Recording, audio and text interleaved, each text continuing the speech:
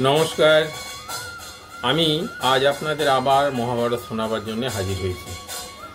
আশা করি আপনারাও নিয়মিত শ্রদ্ধার সঙ্গে আমার এই মহাভারত পাঠ শোনেন। আর যদি শুনে থাকেন তাহলে আমি খুব খুশি। আর পুরো মহাভারতটাই কিন্তু আপনাদের আমি শোনাবো। আপনারা সকলেই ভালো থাকবেন, ভগবান আপনাদের মঙ্গল করুন।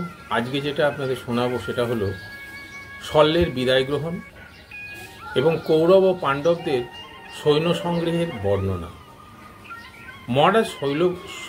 মহারাজ শল্য বললেন, যুধিষ্ঠির, ইন্দ্রকে এইভাবে সপত্নীক কষ্ট ভোগ করতে হয়েছিল এবং শত্রুকে বধ করার জন্য অজ্ঞাতবাসও করতে হয়েছিল। সুতরাং তোমাকে যদি দ্রৌপদী ও ভ্রাতাদের সঙ্গে বনে কষ্ট সহ্য করতে হয়, তার জন্য তুমি অসন্তুষ্ট হও না।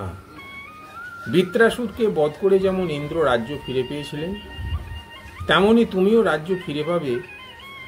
ঋষি অগস্ত্যের অভিশাপে যেমন নহুষের পতন হয়েছিল, তেমনি তোমার শত্রু কর্ণ এবং দুর্যোধনাদেরও বিনাশ হবে।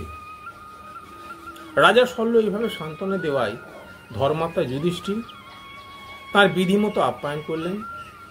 তারপর মদ্ররাজ শল্য যুধিষ্ঠিরের কাছে বিদায় নিয়ে সেনাসহ দুর্যোধনের কাছে চলে এলেন।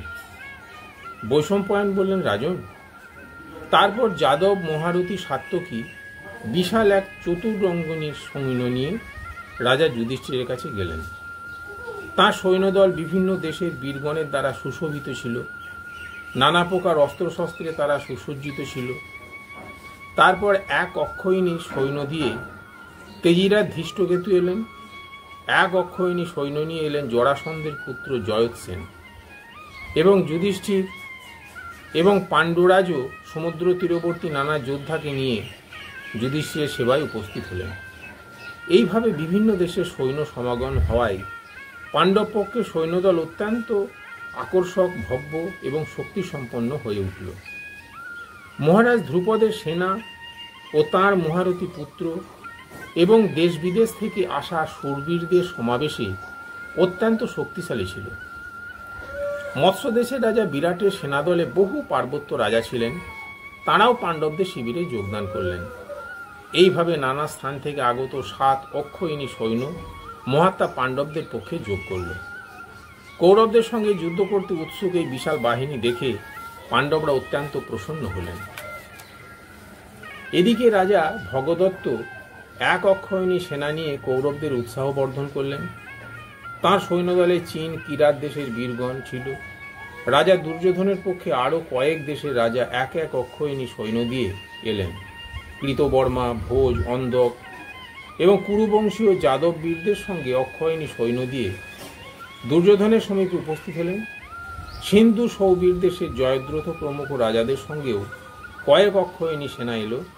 কম্বোজ দেশের রাজা সুদক্ষিণ, শক এবং যবন বীরদের সঙ্গে এলেন। তার সঙ্গেও এক অক্ষয়িণী সেনা ছিল। মাহিষ্মতি পুরীর রাজা নীল দক্ষিণ দেশের মহাবলী বীরদের সঙ্গে এলেন। অবন্তী দেশের রাজা বিন্দ ও অনুবিন্দ এক এক অক্ষয়িণী সেনা নিয়ে দুর্যোধনের সেবায় উপস্থিত হলেন। কেকয় দেশের রাজারা ছিলেন 5 ভাই, তারাও এক অক্ষয়িণী সৈন্য নিয়ে এসে কুরুরাজকে প্রসন্ন করলেন। এছাড়াও এদিক ওদিক থেকে অন্যান্য রাজারা আরও 3 অক্ষয়িণী সেনা নিয়ে এলেন। দুর্যোধনের পক্ষে এইভাবে সর্বমোট 11 অক্ষয়িণী সেনা একত্রিত হল। তারা সব নানা প্রকার ধ্বজা পতাকায় সুশোভিত হয়ে পাণ্ডবদের সঙ্গে যুদ্ধ করার জন্য ব্যগ্র ছিলেন।